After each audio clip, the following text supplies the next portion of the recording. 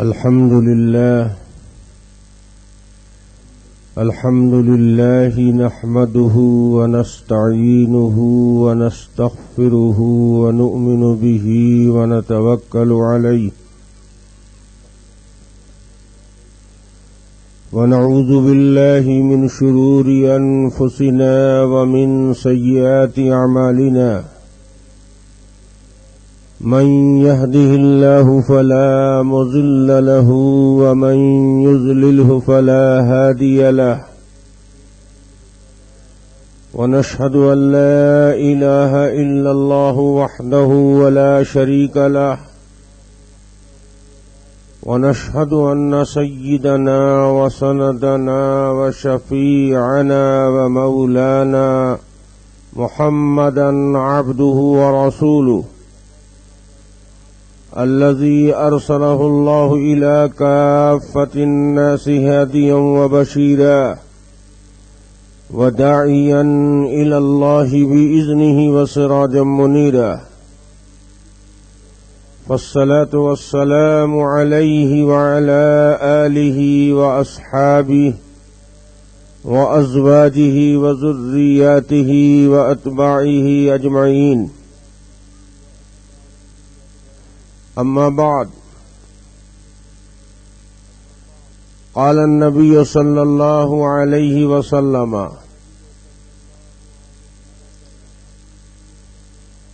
لا يرمي رجل رجلا بالكفر ولا بالفسوق إلا ارتدت عليه إن لم يكن صاحبه كذلك وقال عليه الصلاة والسلام عليكم بسنتي وسنة خلفائي الراشدين المهديين تمسكوا بها وعضوا عليها بالنواجذ وقال عليه الصلاة والسلام إني تارك فيكم الثقلين لن تضلوا بعدي إن تمسكتم بهما ولن يتفرقا حتى يردا علي الحوض أحدهما كتاب الله وثانيهما أهل بيتي أو قال عترتي أو قال سنتي أو كما قال عليه الصلاة والسلام. حضرات علماء کرام، بزرگوں، دوستوں، نوجوانوں، عزیزوں اور پردہ نشین ماں و بہنوں،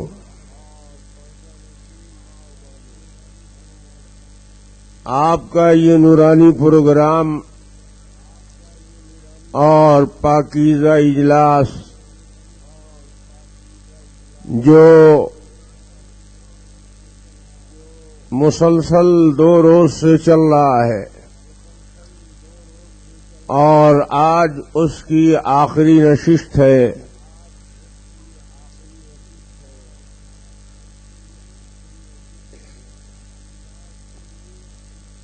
اس اجلاس کے لیے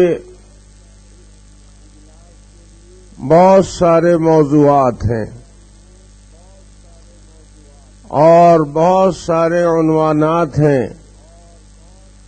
جن پر تھوڑی تھوڑی روشنی ڈالنی تھی،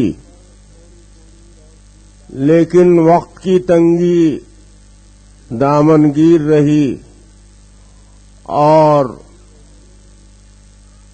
بہت ساری باتیں جنہیں آپ حضرات کے سامنے آنا تھا وہ اب تک سامنے نہ آ سکی ہیں، اور آج کا یہ آخری اجلاس ہے۔ اب کسی ایک عنوان کو اور ایک موضوع کو اگر لے کر چلتا ہوں تو بہت ساری باتیں جو اہم ہیں، ضروری ہیں، اور جن کے لیے آپ میں سے بہت سارے حضرات متمنی ہیں وہ باتیں رہ جائیں گی، اس لیے مختصر طور پر بہت سارے مسائل پر آج کی اس نشست میں روشنی ڈالی جائے گی۔ میرے دوستو، سب سے پہلے جو کل کی تمہیدی گفتگو ہوئی تھی اس کی تکمیل کر لینی ضروری ہے، اور اسی غرض سے میں نے آج بھی اسی حدیث کو عنوان بنایا کہ جس حدیث پاک کو کل آپ حضرات کے سامنے رکھا گیا تھا۔ اللہ کے حبیب عقائد عالم سرور کائنات صلی اللہ علیہ وسلم ارشاد فرماتے ہیں، لا یرمی رجل رجلا بالکفر، خبردار خبردار کوئی آدمی دوسرے آدمی پر کفر کی تہمت نہ لگائے، ولا بالفسوق، اور نہ فسق و فجور کا الزام رکھے۔ ایک آدمی دوسرے کو کافر فاسق نہ کہے، کیوں؟ اس لیے کہ یہ بہت خطرناک معاملہ ہے، بہت نازک مسئلہ ہے۔ رسول پاک صلی اللہ علیہ وسلم فرماتے ہیں کہ اگر ایک آدمی دوسرے کو کافر کہے گا، ایک آدمی دوسرے کو فاسق کہے گا، تو دو میں سے ایک کافر ہو ہی جائے گا۔ یا تو جس آدمی پر کفر کا الزام رکھا گیا ہے واقعی اس کے اندر اگر کفر کی بات ہے تو وہ شخص کافر ہوگا، اس کے قول اور عمل میں اگر کوئی کفر کی بات ہے اور سچ مچ اس نے کفر کر لیا ہے تو اس لیے نہیں کہ کہنے والے نے اسے کافر کہا ہے، بلکہ اس لیے کہ اس نے خود کفر کر رکھا ہے تو وہ کافر ہے۔ لیکن اگر اس شخص میں کفر کی کوئی بات نہیں ہے، اس نے کوئی کفری قول یا عمل کا ارتکاب نہیں کیا ہے، اور دوسرا کسی دوسرے جذبے کے تحت، کسی غرض کے تحت، کسی حسد کے تحت، کسی کینے اور بغض کی وجہ سے، کسی سیاست اور کسی پالیسی کی بنیاد پر غلط اور جھوٹ اسے کافر بتا رہا ہے، تو رسول پاک صلی اللہ علیہ وسلم فرماتے ہیں کہ کفر اور فسق بولنے والے پر لوٹ جائے گا، اور دوسرے کو کافر کہنے والا خود کافر ہو جائے گا۔ تو یہ بہت نازک بات ہے، دو میں سے ایک کو کافر ہونا ہے۔ اور آپ جانتے ہیں کہ سب سے گندا اور سب سے برا عمل اور اس دنیا میں سب سے بری حقیقت وہ ہے جسے کفر کہا جاتا ہے۔ کفر سے گندی کوئی چیز نہیں ہے، اور کافر سے گندی کوئی گالی نہیں ہے۔ اگر کسی شخص نے کسی کو کافر کہا تو دنیا کی سب سے سڑی ہوئی اور بدترین اس نے گالی دی۔ کیوں؟ اس لیے کہ جب اس شخص کو اس نے کافر کہا تو اس آدمی سے کوئی اسلامی رشتہ اور تعلق باقی نہیں رہا. جب اس کو کافر مان لیا تو اس کے ساتھ شادی بیاہ بھی نہیں کر سکتا. اب مر جائے تو اس کا جنازہ نہیں پڑھ سکتا. کافر کہنے کا اثر اور کافر کہنے کا مطلب دونوں جہان میں اس کے اوپر احکام غیر اسلامی جاری ہوں گے. دونوں جہان میں اسلامی حقوق اس کے سلب کر لیے گئے. ایک مسلمان کا دوسرے مسلمان پر جو حق بنتا ہے اور شریعت نے ایک مسلمان کو جو حقوق عطا کیے ہیں ان حقوق سے یہ شخص محروم ہو گیا جسے کافر بنایا، جسے کافر مانا. دنیا میں بھی اسلامی حقوق ہیں اور آخرت میں بھی اسلام کے اثرات مرتب ہوتے ہیں. کافر مر جانے کے بعد جنت میں نہیں جائے گا، کبھی نہیں جائے گا. ہمیشہ ہمیشہ کے لیے جنت سے وہ محروم ہو گیا. جب تک وہ کافر نہیں تھا تو چاہے وہ گنہگار ہو، پاپی ہو، چور ہو، زانی ہو، ڈاکو ہو، بڑے سے بڑا اس نے گناہ کر رکھا ہے لیکن وہ کافر نہیں ہے مسلمان،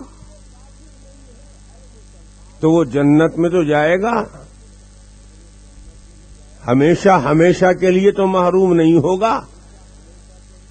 ڈاکو مسلمان ہے، چور مسلمان ہے، زناکار مسلمان ہے، تو مرنے کے بعد اس کو چوری کی، زناکاری کی اور ڈکیتی کی اور دوسرے جو بھی گناہ اس نے کیے ہیں ان گناہوں کی سزا اسے بھگتنی ہوگی اور اس سزا کے لیے وہ دوزخ میں ڈالا جائے گا. کیونکہ جنت میں غلاظت کے ساتھ تو جا نہیں سکتا آدمی. جنت تو نہایت مقدس اور پاکیزہ جگہ ہے. وہاں نجاست اور گندگی، کثافت اور غلاظت لے کر کوئی جائے یہ ممکن نہیں ہے. بہشت آجا کے آزارے نہ باشد، کسیرا با کسے کارے نہ باشد. جنت تو اس پاکیزہ مقام کو کہا جاتا ہے جہاں آزار کی کوئی چیز نہ ہو. اس لیے جنتی پیشاب پاخانہ نہیں کرے گا. جنتی کو ناپاکی کا منہ نہیں دیکھنا ہوگا. جنت میں سارے انتظامات کیے گئے ہیں، ہر قسم کی نعمت ہے. خوب کھاؤ پیو، جہاں دل چاہے گھومو ٹہلو. لیکن بیت الخلا کھوجو گے تو وہاں ایک عدد بیت الخلا نہیں ہے. استنجا خانہ کھوجو وہاں نہیں ہے. ناپاکی کا کوئی گزر ہی نہیں ہے جنت میں. یہاں گندگی اور ناپاکی کا کیا سوال ہوتا ہے؟ وہ عورتیں جو ناپاک رہا کرتی تھی اس دنیا میں وہ بھی جنت میں جائیں گی تو ناپاکی کے ایام نہیں آئیں گے. فیہا ازواج مطہرہ، وہاں تو پاک ہی پاک لوگ رہیں گے، ناپاکی کی کوئی گنجائش نہیں. اور یہ جو ناپاکی ہے پیشاب کی، پاخانے کی، یہ کم درجے کی ہے. گناہ کی ناپاکی سے یہ اجرام کی اور اجسام کی ناپاکی، وہ غلاظت جو دیکھنے میں چھونے میں آتی ہے وہ کم درجے کی ہے، گھٹیا ہے، معمولی ہے. گناہ کے اندر جو تعفن اور غلاظت ہے وہ پیشاب پاخانے کی گندگی سے کئی ہزار گنا زیادہ ہے، لیکن اس دنیا میں محسوس نہیں ہوتی ہے۔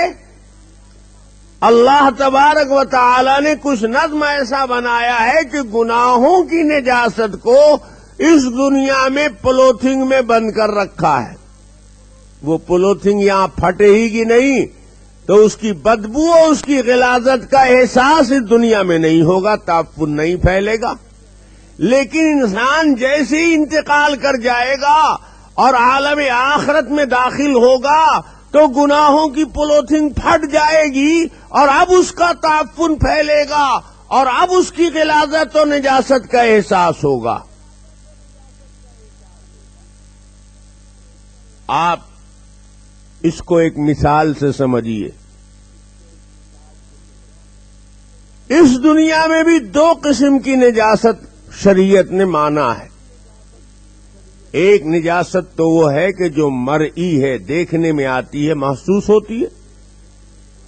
پاخانے کی گندگی، پیشاب کی نجاست محسوس ہے، لیکن آدمی بے غسل ہو جاتا ہے، بے وضو ہو جاتا ہے، وہ نجاست محسوس نہیں ہوتی، دیکھنے میں نہیں آتی۔ جیسے آپ نے پیشاب کو دیکھا نظر سے، پاخانے کو نظر سے دیکھا تو غسل کی حاجت ہونے کو نظر سے نہیں دیکھا، بے وضو ہونا نظر نہیں آ رہا ہے، مگر وہ نجاست جو بے وضو ہونے سے حاصل ہوئی ہے، بے غسل ہونے سے حاصل ہوئی ہے، وہ پیشاب پاخانے کی نجاست سے زیادہ سنگین ہے۔ اس لیے کہ اگر پیشاب کی ایک دو بوند غلطی سے کپڑے پر لگ گئی، پڑ گئی، تو اس میں معافی ہے۔ معافی کا مطلب یہ نہیں کہ پیشاب کر دیا کرو دو چار بوند، نہیں، ایسا ہو گیا۔ اب ایک آدمی ہے، کمزور نگاہ ہے، ضعیف آدمی ہے، پیشاب کے لیے بیٹھا، دامن کو، کپڑے کو سمیٹنے کی کوشش تو کی اس نے، لیکن پورے طریقے سے سمیٹ نہیں پایا اور دو چار بوند پیشاب اس کا دامن پر پڑ گیا۔ اس کو تو خبر نہیں ہے، پتہ نہیں ہے۔ اب یہ آدمی استنجا خانے سے نکلا اور وضو کر کے نماز اس نے پڑھ لی۔ جب نماز اس نے پڑھ لی تو اب اسے معلوم ہوا کسی کے بتانے سے کہ پیشاب دو چار بوند لگی ہوئی تھی، تر تھا دامن تھوڑا۔ اب اس کو پریشانی ہوئی کہ میری نماز کا کیا ہوگا، تو عالموں سے معلوم کیا، مفتیان کرام سے معلوم کیا، تو مسئلہ بتایا گیا کہ چونکہ 1/4 سے کم ناپاک ہوا ہے کپڑا، بہت تھوڑا سا نجاست لگی ہے، تو اتنی بھر معاف ہے، نماز ہو گئی، لوٹانے کی ضرورت نہیں ہے۔ تو پیشاب پاخانے کی نجاست میں اگر بہت تھوڑا سا ہو، 1 درہم سے کم ہے، تو اسے معافی دے دی گئی ہے۔ اس کو اتنا سنگین جرم نہیں مانا گیا کہ فوراً اس پر احکام بھی جاری کر دیے جائیں، اس سے مواخذہ بھی فوراً کر لیا جائے، نہیں، ایک حد تک چھوٹ دی گئی ہے۔ لیکن اگر کوئی آدمی بے غسل ہو گیا اور اس آدمی نے طہارت حاصل کرنے کے لیے غسل کیا، اب پورے جسم میں صرف ایک بال برابر جگہ سوکھی رہ گئی ہے، تو یہاں بال برابر بھی معافی ہے، چھوٹ ہے۔ پیشاب پاخانے کی نجاست میں تو درہم بھر چھوٹ تھی، لیکن بے وضو اور بے غسل ہونے والی نجاست میں بال بھر بھی معافی نہیں ہے، کیونکہ یہ نجاست بال بھر بھی ہوگی تو درہم والی نجاست سے زیادہ مانی جائے گی سنگین۔ بات سمجھ میں آتی نہیں آتی ہے؟ سب بے غسل ہی رہتے ہیں تو جلدی سمجھ میں آئے گی بات۔ آج کا نوجوان تو ناپاک رہتا ہے تو اس کو تو جلدی سمجھ میں بات آئے گی، اس لیے کہ یہ حادثہ تو اس پر گزر ہی رہا ہے۔ تو یہ نجاست جو غیر مری ہے اس کے اندر اس دنیا میں چھوٹ بالکل نہیں ہے، بال برابر نہیں، رتی برابر نہیں۔ وضو کیا آپ نے اور جن اعضاء کا وضو میں دھلنا فرض ہے ان میں سے کسی عضو میں خشکی آ گئی، پانی نہیں پہنچا، تری نہیں پہنچی اور بال بھر خشک رہ گیا تو وضو نہیں ہوا، اس میں معافی نہیں ہے۔ اب جو گناہ کی نجاست ہے وہ اس سے بھی زیادہ سنگین نجاست ہے۔ گناہ کے اندر اس سے زیادہ تعفن ہے، لیکن ہماری آپ کی نگاہ میں اس کا تعفن اور اس کی غلاظت نہیں آتی۔ ہاں، اگر کوئی روشن ضمیر ہو، اللہ والا ہو، کوئی ایسا ولی ہو کہ اس کو اللہ تبارک و تعالی نے وہ حس عطا فرمائی ہو اور وہ صلاحیت اس میں رکھی ہو کہ وہ گناہوں کی نجاست کو بھی محسوس کر سکتا ہو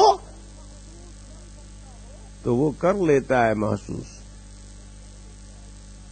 ایک واقعہ آتا ہے کتابوں میں، سیدنا امام اعظم ابو حنیفہ رحمت اللہ علیہ کے متعلق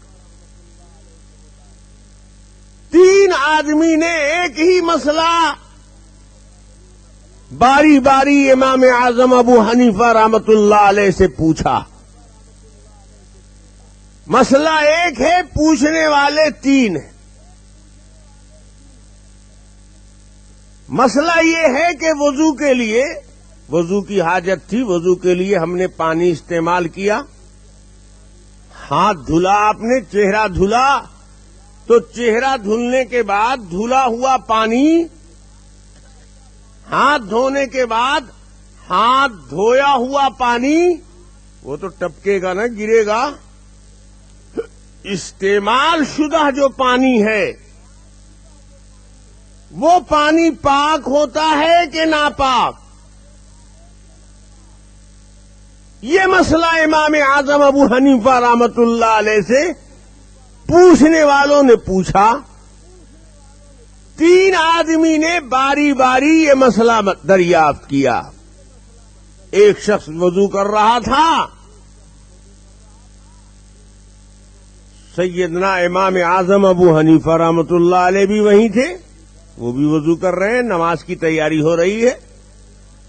نماز سے فارغ ہونے کے بعد اس کے ذہن میں بات آئی کہ مسئلہ معلوم کر لیا جائے۔ زمانے کے سب سے بڑے فقیہ اور امام موجود ہیں۔ پوچھا، حضور میں جب وضو کر رہا تھا تو وضو میں جو پانی میں نے استعمال کیا وہ استعمال شدہ پانی اب پاک رہا استعمال کے بعد یا ناپاک ہو گیا؟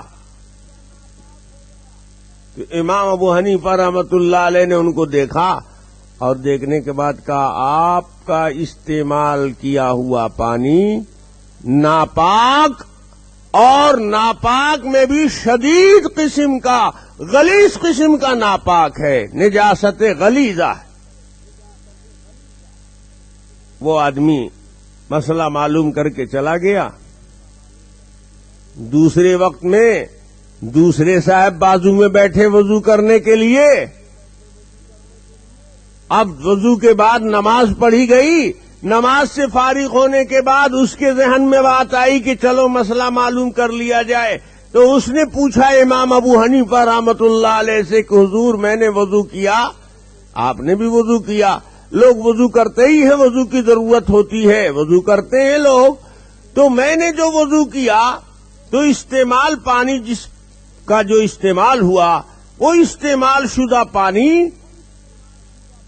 کیا حکم رکھتا ہے، وہ پاک ہے کہ ناپاک ہے؟ فرمایا تم نے جو پانی استعمال کیا تمہارا مائع مستعمل ناپاک ہے اور اس کی ناپاکی خفیف ہے، معمولی درجے کا ناپاک ہے، بہت غلیظ شدید نہیں، نجاست خفیفہ ہے. وہ بھی چلا گیا. تیسرے وقت تیسرا آدمی وضو میں بیٹھا نا وضو کرنے کے لیے. اب اس نے وضو کیا، نماز پڑھی، اس کے بھی دماغ میں اللہ نے ڈالا کہ مسئلہ معلوم کرو. اس نے معلوم کیا حضور میں نے جو وضو کیا اور پانی استعمال کیا تو وہ استعمال شدہ پانی کیا ہے، پاک ہے کہ ناپاک؟ امام ابو حنیفہ نے فرمایا کہ جس پانی کو تم نے استعمال کیا وضو میں تمہارا مائع مستعمل پاک ہے لیکن پاک کرنے والا نہیں ہے. تینوں نے مسئلہ ایک ہی معلوم کیا. اب وہ تینوں آدمی کی اتفاق سے ملاقات کہیں ہو گئی اور تینوں جمع ہوئے تو مسئلہ چھڑا. تو ایک نے کہا کہ استعمال شدہ پانی نجس ہوتا ہے اور نجاست غلیظہ ہوتی ہے. دوسرے نے کہا تم غلط بولتے ہو، استعمال شدہ پانی نجس تو ہوتا ضرور ہے لیکن نجاست غلیظہ نہیں ہوتی ہے، خفیفہ ہوتی ہے، نجس ہوتا ہے خفیف درجے کا. تیسرے نے کہا تم دونوں غلط بولتے ہو، تم دونوں کو مسئلہ معلوم ہی نہیں ہے. میں نے تو خود امام ابو حنیفہ سے پوچھا ہے تو انہوں نے بتایا کہ استعمال شدہ پانی پاک ہوتا ہے، پاک کرنے والا نہیں ہوتا. تو ان دونوں نے کہا کہ ہم نے کہا اپنے گھر سے کہا ہے، ہم نے بھی امام ابو حنیفہ ہی سے پوچھا ہے. تو لوگ بہت پریشان کہ مسئلہ ایک اور فتویٰ تین طرح کا، کیا معاملہ ہے؟ اب تینوں آدمی ایک ساتھ آئے، امام ابو حنیفہ سے پوچھا کہ آپ نے مجھے بتایا تھا کہ نہیں کہ استعمال شدہ پانی نجس ہے اور نجاست غلیظہ؟ فرمایا کہ ہاں بتایا تھا تمہیں. تو اس نے کہا دونوں سے کہ دیکھو گواہ رہو، میں کوئی جھوٹ تھوڑے ہی بول رہا ہوں. دوسرے نے کہا حضور آپ نے مجھے بتایا تھا کہ استعمال شدہ پانی نجس ہوگا لیکن نجاست خفیفہ ہوگی، مجھے بتایا تھا یا نہیں؟ مجھے پہچانتے ہیں؟ کہا ہاں تمہیں بتایا تھا. اس نے کہا اب تم دونوں گواہ رہو. تیسرے نے کہا حضور آپ کیا مجھے نہیں پہچان رہے؟ میں تو ابھی کل ہی آپ سے ملا ہوں، میں نے بھی معلوم کیا تھا آپ سے یہ مسئلہ، تو کیا آپ نے مجھے یہ جواب نہیں دیا تھا کہ تمہارا استعمال شدہ پانی طاہر ہوگا، مطہر نہیں ہوگا، خود پاک رہے گا لیکن اب دوسرے ناپاک چیز کو پاک نہیں کر سکتا؟ فرمایا کہ ہاں میں تمہیں پہچانتا نہیں ہوں، اتنا بڑا بھلکڑ تھوڑا ہی ہوں، کل کی تو بات ہے، تمہیں مسئلہ بتایا ہے. اب تینوں دنگ ہیں کہ یا اللہ ایک ہی مسئلہ ہے اور تین طرح سے کیسے بتا دیا؟ تو تینوں نے کہا حضور ایسے کیسے مسئلہ بتا دیا آپ نے؟ مسئلہ ایک ہی ہوگا کہ تین ہو جائے گا؟ جب معاملہ ایک ہے تو مسئلہ بھی ایک ہونا چاہیے. فرمایا کہ اصل میں حدیث کے اندر تین ہی طرح سے بتایا گیا ہے تو میں نے وہ حدیث کے مطابق بتایا تمہیں. ان لوگوں نے کہا کہ حدیث میں ایسے ہے؟ فرمایا کہ ہاں حدیث میں اسی طرح ہے. اب لوگ بہت پریشان ہیں کہ یا اللہ حدیث بھی تین طرح بولتی ہے. حدیثیں بھی کئی طرح کی مل جاتی ہیں. ایک شخص آیا، رمضان شریف کا مہینہ ہے، اس نے رسول پاک صلی اللہ علیہ وسلم سے پوچھا کہ یا رسول اللہ میں روزے کی حالت میں ہوں، بیوی بھی روزے کی حالت میں ہے، جی چاہتا ہے کہ ذرا بوسہ لوں، اس سے آگے کوئی بات نہیں کروں گا لیکن بوسہ لینا چاہتا ہوں، اجازت ہے؟ اللہ کے حبیب صلی اللہ علیہ وسلم نے فرمایا بالکل اجازت نہیں ہے، رمضان شریف کا مہینہ ہے، روزے کی حالت میں ہو ہرگز بوسہ نہیں لے سکتے۔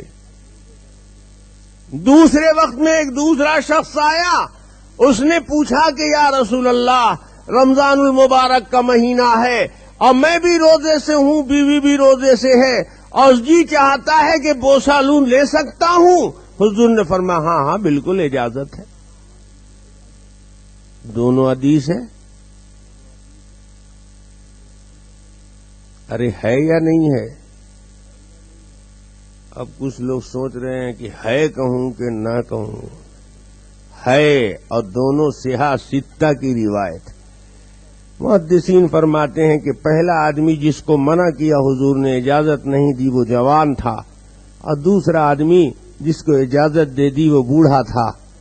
اس سے خطرہ تھا کہ بوسے ہی تک نہیں محدود رہے گا، معاملہ آگے بڑھ سکتا ہے، یہ جوان آدمی ہے، اس لیے اگلی حرکت کے خطرے کے پیش نظر بوسے پر بھی پابندی لگا دی۔ اور یہ ضعیف العمر آدمی تھا، آگے کوئی اندیشہ خطرہ نہیں تھا، اس لیے اس کو چھوٹ مل گئی۔ اب دونوں صحیح ہو گئی نہیں ہو گئی؟ ارے دونوں صحیح ہے کہ نہیں ہے؟ ہاں، بوڑھے لوگ تو کہیں گے ہی صحیح ہے۔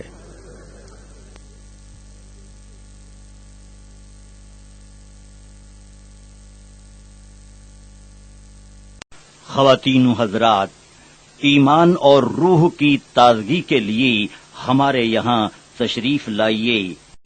ہمارا پتہ مینار الیکٹرانکس پاور ہاؤس کے سامنے، Kalyan road, Bhiwandi, Maharashtra, India. Mobile number 9823250416 9823250416۔ Proprietor Mohammad Yaqub Khan Azmi.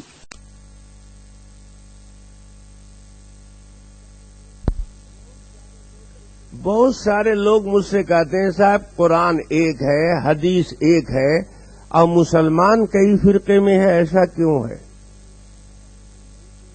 ارے ہونا ہی چاہیے تھا ایسا نہ ہوتا تو اسلام کے حقانیت میں کمی پیدا ہو جاتی۔ کثرت کی وجہ سے اسلام کی حقانیت واضح ہوتی ہے۔ اختلاف جہاں عالموں میں ہو جائے تو اس سے گنجائش نکل آتی ہے، اس لیے کہ کوئی بھی عالم خدا ترس ہوگا، اللہ اور رسول پر اس کا ایمان ہے، اور آخرت کے محاسبے کا تصور اس کے اندر غالب ہے، اللہ کے نزدیک جواب دہی کو سمجھتا ہے، تو وہ اپنے نفس سے اور اپنی طبیعت سے تو مسئلہ نہیں بتائے گا۔ اگر ایسا کوئی کرتا ہے تو وہ عالم نہیں ہے، وہ تو جاہل کا بھی باپ ہے۔ عالم ہے تو وہ دلائل ہی کی روشنی میں کوئی حکم دے گا، اور دونوں حکم حدیث اور قرآن ہی سے نکل رہا ہوگا۔ تو اگر کسی وقت اس پر عمل کرنے میں پریشانی اور تنگی ہو، حالات اجازت نہ دیں، تو اس پر بھی عمل کر لے گا تو اسلام ہی پر عمل ہوگا کہ کفر پر ہوگا؟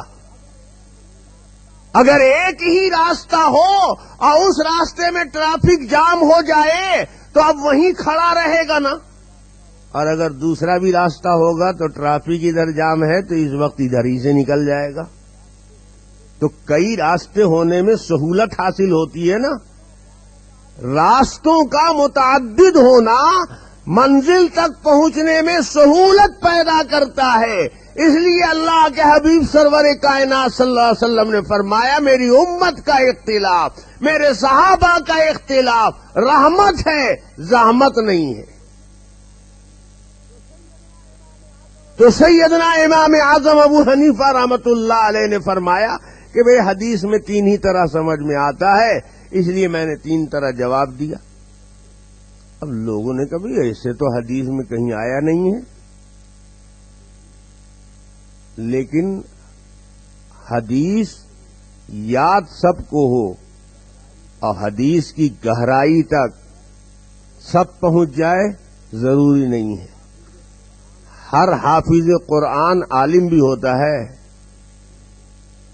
ارے بولو نا بھائی، جتنوں کو 30 پارہ یاد ہے وہ سارے کے سارے حافظ لوگ 30 پارے کی تشریح بھی کر دیں گے، معنی مطلب بھی سمجھا دیں گے، اس سے مسائل بھی نکال لیں گے، اس کے علم کی گہرائی میں بھی اتر جائیں گے۔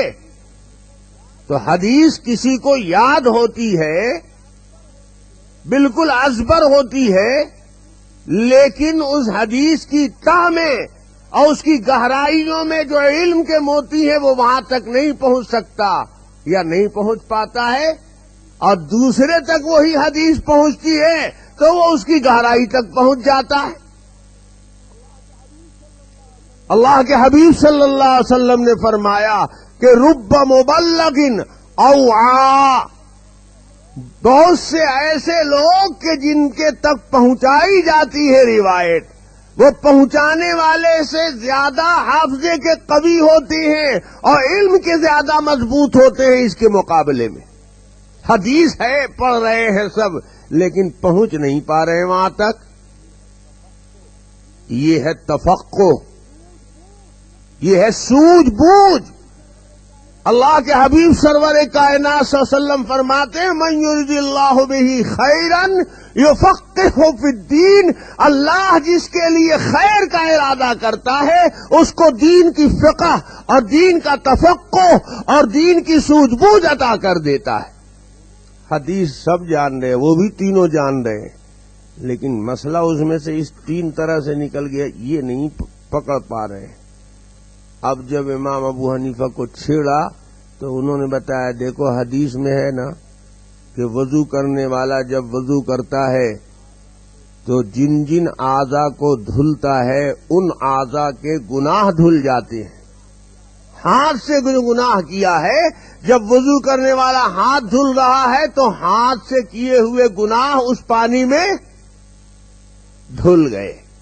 ہے حدیث؟ تو تینوں نے کہا جی ہے تو حدیث۔ کہا تو اسی حدیث سے مسئلہ 3 طرح کا نکل گیا۔ جب گناہ دھلتا ہے اس پانی میں تو جیسا گناہ ہوگا ویسے ہی نہ دھلے گا۔ چھوٹا گناہ کیا ہے ہاتھ نے، صغیرہ گناہ کا ارتکاب کیا ہے، ہلکا پھلکا گناہ کیا ہے، معمولی غلطی کی ہے، چھوٹا موٹا قصور کیا ہے، تو نجاست جو دھلے گی گناہ کی اس پانی میں کبیرہ کی دھلے گی،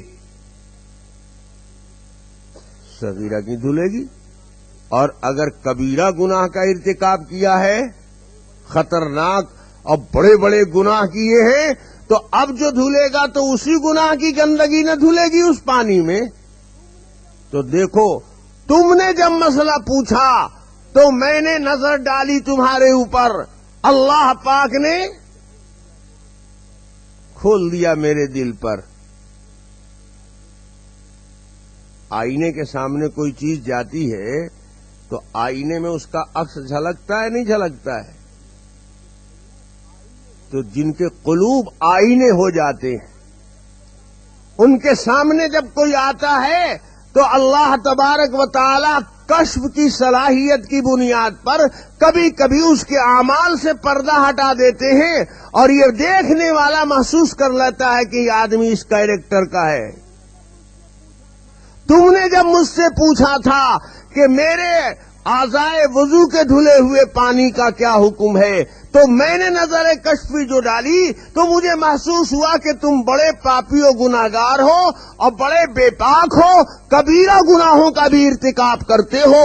تو میں نے یہی جواب دیا تھا کہ تمہارا استعمال کیا ہوا پانی نجس ہوگا اور نجاست غلیظہ ہوگی، کیونکہ کبیرہ دھلے گا تو نجاست کیسی ہوگی۔ اور اس دوسرے آدمی نے جب پوچھا تو اس پر نگاہ ڈالی تو مجھے محسوس ہوا کہ یہ مومن کامل ہے، کبیرہ گناہوں سے بہت پرہیز کرتا ہے، لیکن کبھی کبھی چھوٹے موٹے گناہ ہو جاتے ہیں تو صغیرہ گناہ کا مرتکب ہے۔ اب اس کے اعضائے وضو جب دھلیں گے تو صغیرہ گناہ دھلے گا پانی میں، تو اس کے مقابلے میں اس کی نجاست ہلکی اور معمولی ہونی چاہیے۔ تو میں نے اسے جواب دیا تھا کہ تمہارا مائع مستعمل نجس ہے اور نجاست غلیظہ نہیں ہے، خفیفہ ہے۔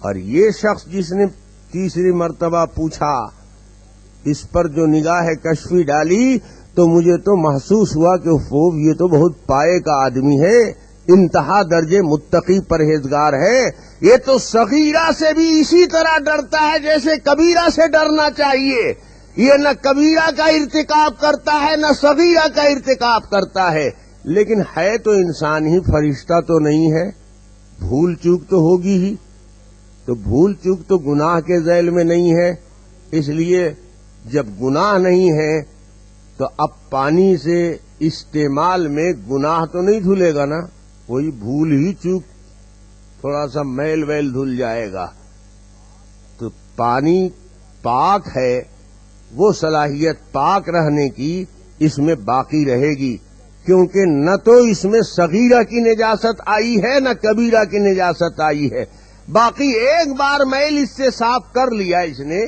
چاہے وہ سہو نسیان بھول خطا کیا میل کیوں نہ ہو، تو اب اسی پانی سے دوبارہ آپ گندگی کو صاف نہیں کر سکتا، یہ پانی اب دوسری بار پاکی دینے کے لائق نہیں ہے، لیکن خود پاک ہے، تو اس کو میں نے یہ مسئلہ بتایا۔ اب تینوں کہنے لگے ارے یار یہ حدیث تو ہم بھی جانتے تھے لیکن ہم نہیں سمجھ رہے تھے۔ تو آدمی سمجھ نہیں پاتا بہت سے حقائق کو، اور جب سمجھتا نہیں آدمی تو تہمت ڈالتا ہے، الزام تراشی کرتا ہے، حالانکہ بات کی تہ تک وہ پہنچا نہیں ہے۔ بات کی تہ کو اگر پہنچ لیتا تو اس کی تو بہت قدر کرتا۔ ارے بھائی جو بچہ ہیرے کو نہیں پہچانتا ہے، اگر راستے میں کہیں گرا پڑا ہوا اس کو ہیرا مل جائے تو اس کی قدر کرے گا، وہ تو ٹھیکرے کی طرح سے اس کو ٹھکرائے گا، رگڑے گا جوتے سے، پھینک دے گا نالے میں، وہ کیا جانے کہ یہ ہیرا ہے۔ اگر اس کے اندر صلاحیت ہو اور ہیرا پہچاننا جان لے وہ، تو کیا اس کو یہ ٹھوکر سے مارے گا؟ کیا اس کو نالے میں ڈال دے گا؟ ارے اس کو تو اٹھا کر رومال سے صاف کر کے اور آہستہ سے پاکٹ میں ایسا لگے رکھے گا کہ فرشتے کو بھی خوا نہ لگے، اصول سیدھے پہنچے گا جوہری کے پاس۔ تو آدمی جب کسی اونچی بات کو سمجھ نہیں پاتا تو اپنی صلاحیت کم ہونے کی وجہ سے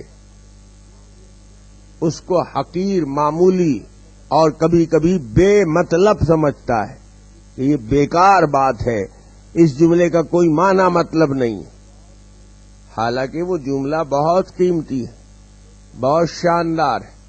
ایک بات بتاؤ، آپ لوگ تو ماشاءاللہ بہت ایڈوانس شہر کے رہنے والے ہو، 100 گرام زیادہ ہے یا 1 کلو زیادہ ہے؟ ارے بولو نا بھائی، 1 کلو زیادہ ہوتا ہے اور 100 گرام کم ہوتا ہے۔ اگر ہم آپ کو دیں کہ 100 گرام لیجئے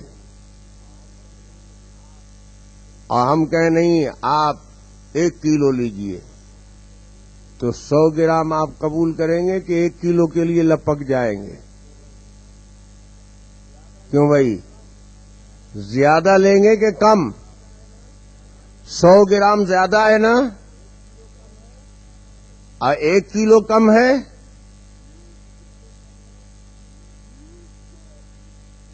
چیز کے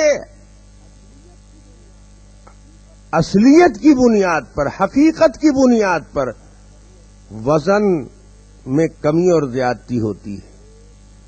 اچھا بولیے 1 کلو لوہا دیں ہم آپ کو اور 100 گرام سونا دیں تو کون لیں گے آپ؟ ارے بولو نا بھائی، 100 گرام لوگے نا، 1 کلو لوگے؟ 1 کلو لوہا اور 100 گرام سونا، تو کم والا لوگے یہاں کے زیادہ والا؟ کیوں؟ اس لیے کہ سونا دیکھنے میں وزن میں کم ہے لیکن قیمت میں زیادہ ہے. آتا ہے سمجھ میں؟ اچھا، آپ میں سے 70 سال کی عمر کا کوئی آدمی ہے کہ نہیں؟ اب 70 سال والے ڈر رہے ہیں کہ لگتا ہے نمبر لگانے والے ہیں. ارے بھائی، میں کوئی ملک الموت تھوڑے ہی ہوں. 80 برس کا کوئی آدمی ہے کہ نہیں ہے؟ بہت سے لوگ ہوں گے. اگر یہاں نہیں ہوں گے تو بمبئی کے دوسرے جگہ پر تو ہوں گے. اچھا، اگر اس زمانے میں نہیں ہوں گے تو پہلے زمانے میں تو گزرے ہوں گے. ارے خواجہ معین الدین چشتی اجمیری رحمت اللہ علیہ کی عمر کتنی تھی؟ اب دیکھیے، سب سوچ رہے ہیں. ہم نے نہیں پوچھا تھا تو سب لوگ کہتے تھے کہ دامن نہیں چھوڑیں گے. اب سب چھوڑ بیٹھے. ارے خواجہ معین الدین چشتی اجمیری رحمت اللہ علیہ کی عمر 100 سال سے اوپر تھی. 96 سال کی عمر میں تو ایک شادی کیا انہوں نے. اور بہت سے اولیاء اللہ ہیں جن کو 100 سال 125 سال کی عمر ملی ہے. شاہ شرف الدین یحییٰ منیری رحمت اللہ علیہ 125 سال سے زیادہ عمر ملی. ایسے بہت سے لوگ دنیا میں گزر چکے ہیں اور آج بھی موجود ہیں جن کی عمر 100 سال کم و بیش ہے. اچھا، اور میرے آقا سرور کائنات جناب محمد الرسول اللہ صلی اللہ علیہ وسلم کی عمر مبارک کتنی تھی؟ 63 سال. حضور کی عمر مبارک 63 سال اور خواجہ اجمیری کی عمر مبارک 100 سال مان کے چلو. ہے تو زیادہ، لیکن چلو ہم 100 ہی مانتے ہیں. تو 63 زیادہ ہے کہ 100 زیادہ ہے؟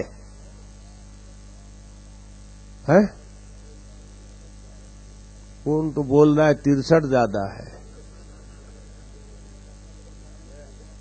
اتنے بدعقل ہو جاؤ گے تو دعا کریں کہ اللہ 100 کا نوٹ لے لیجئے، 63 دے دیجئے اس کو.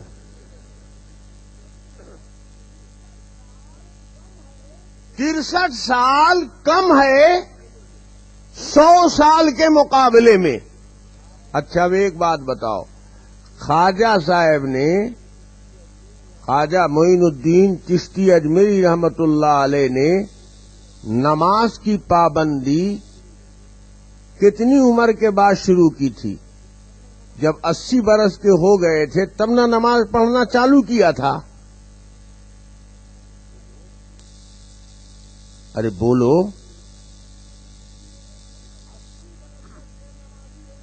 اسی برس تک بے نمازی رہے تھے؟ نہیں، یہ لوگ تو ایسے مقدس ماحول میں اور ایسے پاک گھرانے میں پیدا ہوئے کہ بچپن ہی سے والدین نے ان کو نماز کی عادت ڈالی. اب بالغ ہوئے تو کوئی نماز ان کی قضا نہیں. تو چلو، آدمی بالغ کب ہوتا ہے؟ اب پتہ نہیں آپ میں سے کوئی بالغ بھی ہے کہ نہیں ہے. ارے کتنی عمر میں آدمی بالغ ہوتا ہے؟ 15 سال میں. تو 100 میں سے 15 نکال لو. اتنے ہی مان کے چلو کہ خواجہ صاحب جب سے بالغ ہوئے، نماز ان پر فرض ہوئی تو انہوں نے نماز 5 وقت کی پڑھنا شروع کیا اور کبھی نہیں چھوڑی نماز. تو 100 میں سے 15 گھٹا دو گے کتنا بچے گا؟ 85 سال. 85 سال کی 5 وقت کی نماز کا حساب لگاؤ. 85 کو 5 سے ضرب دو.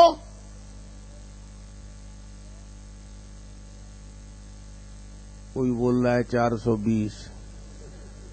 ایسے ضرب مت دو بھائی، یہ نمبر تو خان صاحب کا خاص ہے، ادھر مت جاؤ. 85 کو آپ 5 وقت کی، دن رات کی 5 فرض نمازوں کا حساب صرف لگائیے. حالانکہ خواجہ صاحب تہجد بھی پڑھتے تھے अव्वाबीन भी पढ़ते थे, चाश्त तो इशराक भी पढ़ते थे और बहुत से नवाफिल भी अदा करते थे, लेकिन हम सारे नवाफिल को अभी छोड़ देते हैं, सिर्फ फर्ज नमाजों का हिसाब लगाओ तो 85 साल की फर्ज नमाजें ज्यादा होंगी या 63 साल की फर्ज नमाज ज्यादा होगी?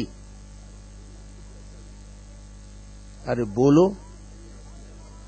85 साल की फर्ज नमाज ज्यादा होगी और 63 साल की फर्ज नमाज। तो अगर किसी बहुत बड़े आलिम ने लिखा कि बज़ाहिर उम्मती अमल में नबी से बढ़ जाता है, तो इधर से लगा दिया खान साहब ने, काफिर हो गया। देखिए, नबी को घटा दिया, उम्मती को। अरे बेवकूफ, बज़ाहिर न बोल रहा है, जाहिर में बढ़ा है। हकीकत में हिसाब में करोगे तो टोटल 85 का ज्यादा आएगा 5 से जरब देने पर, और 65 का और 63 का जरब दोगे 5 से तो हिसाब में अदद कम आएगा। लेकिन हकीकत में एक सजदा रसूल पाक सल्लल्लाहु अलैहि वसल्लम का जितना कीमती है, ख्वाजा गरीब नवाज के उम्र भर के सजदे उस कीमत को अदा नहीं कर सकते। जाहिर में देखने में 1 किलो लोहा ज्यादा है 100 ग्राम सोने से, जाहिर में ज्यादा है ना कि हकीकत में ज्यादा है? तो ये भकुआ नंदन था, जाहिर का लफ्ज पढ़ रहा है लेकिन समझ नहीं रहा है। अरे जब वहां क्लियर लिखा हुआ है कि बज़ाहिर उम्मती बढ़ सकता है नबी से अमल में, हकीकत में तो कीमती बात कहने वाले ने कही, लेकिन जाहिल गवार के समझ में नहीं आया, बस यहां से फतवा दाग दिया, काफर हो गया। कैसे काफिर हो गया? कि साहब इसने उम्मती को बढ़ा दिया नबी से। अरे बेवकूफ, उम्मती को नबी से बढ़ाया है जाहिर में कि हकीकत में? नबी से मोटा उम्मती नहीं हो सकता है। हुजूर पाक सल्लल्लाहु अलैहि वसल्लम कै कुंटल के थे? तो ये बढ़ गया जिस्म में, तो रुतबे में भी बढ़ गया, दर्जे में भी बढ़ गया। हुजूर के चचा हजरत अब्बास रसूल पाक सल्लल्लाहु अलैहि वसल्लम से उम्र में बड़े थे कि छोटे? तो हजरत अब्बास को हुजूर से बड़ा कह दिया तो नबी को छोटा मान लिया और उम्मती को बड़ा मान लिया, लिहाजा काफिर।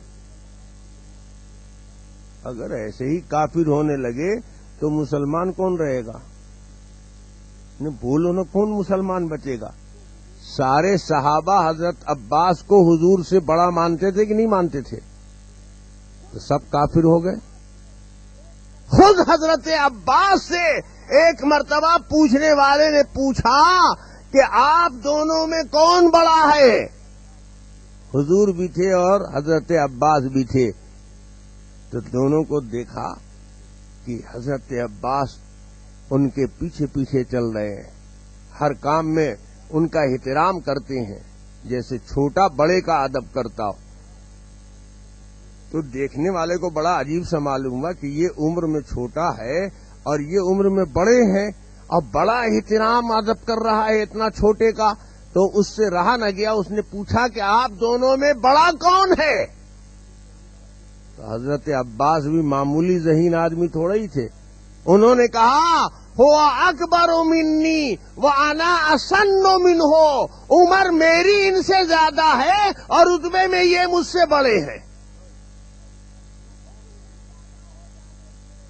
तो उम्र में ज्यादा हो जाने से रुतबे में भी ज्यादा हो जाएगा।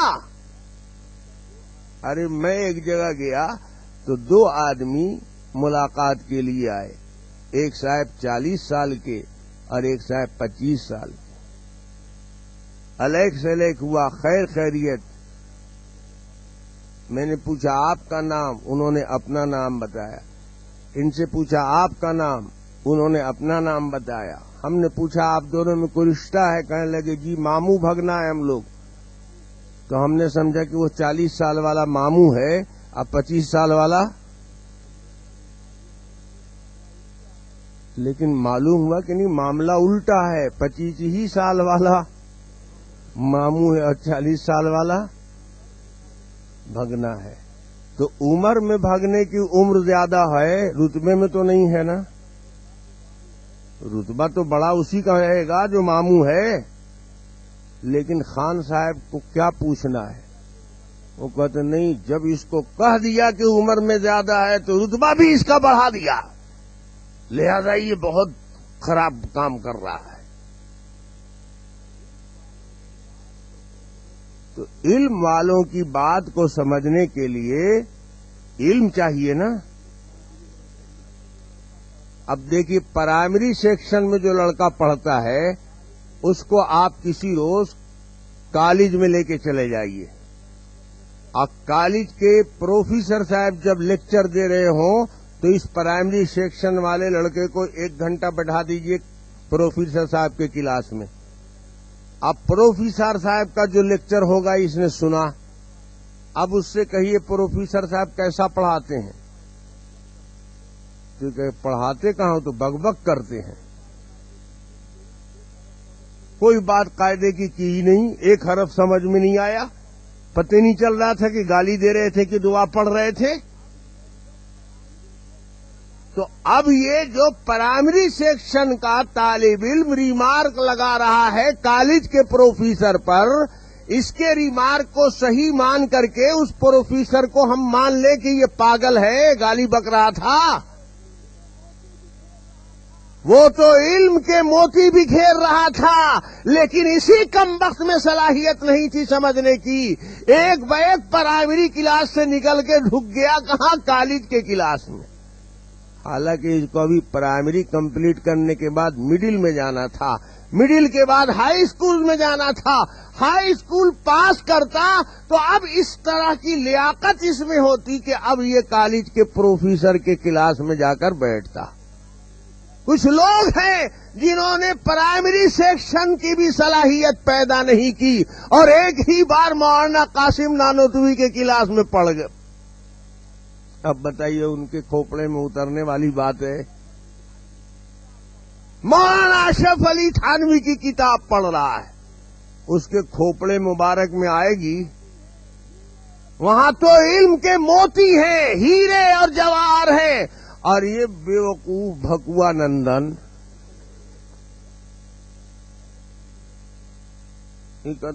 ایسے لکھ دیا ہے.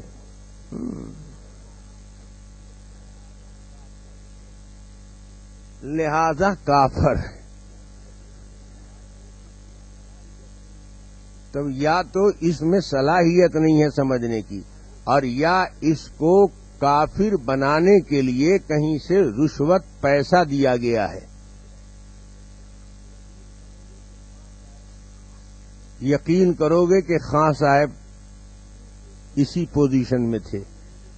چونکہ علماء دیوبند انگریزوں کے خلاف محاذ سنبھالے ہوئے تھے. اب پورے انڈیا کا مسلمان انگریزوں کی مخالفت میں علماء دیوبند کی آواز پر لبیک کہتا تھا،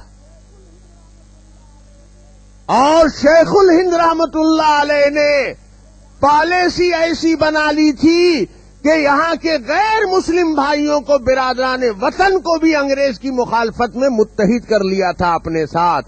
تو پنڈت نہرو، مہاتما گاندھی کی آواز پر ملک کا سارا ہندو انگریزوں کی مخالفت پر تیار. ابوالکلام آزاد اور شیخ الہند کی آواز پر سارے مسلمان لبیک بول رہے ہیں. تو ہندو مسلم سنگٹھن ہو گیا. اب انگریز سمجھ گئے اب نہیں ٹک پائیں گے. ہندو مسلمان جب دونوں جٹ گئے ہیں بھگانے پر، تو اب تو کسی حال میں.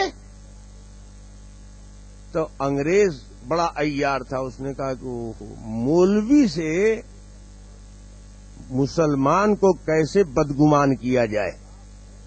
یہ مولوی لوگ جو میرے خلاف ہیں مورچہ سنبھالے ہوئے، ان سے مسلمانوں کو بدگمان کیسے کیا جائے، متنفر کیسے کیا جائے، کاٹا کیسے جائے.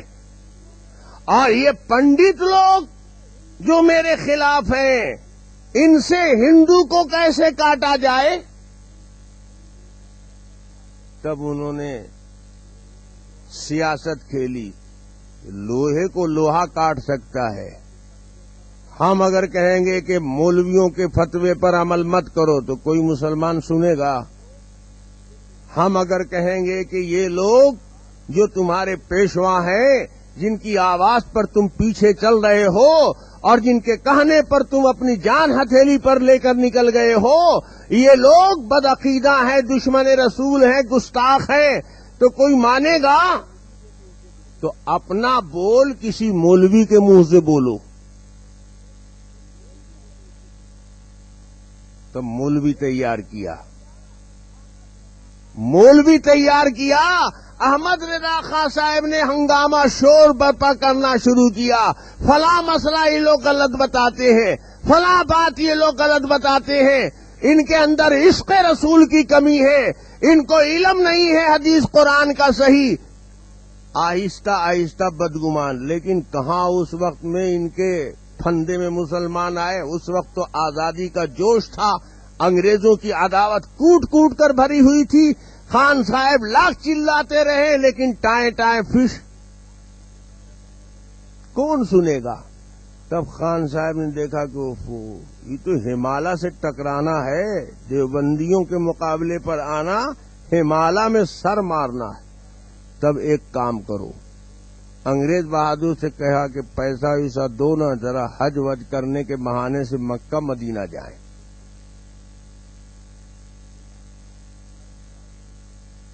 ملا، پاکٹ بھر دیا انگریزوں نے.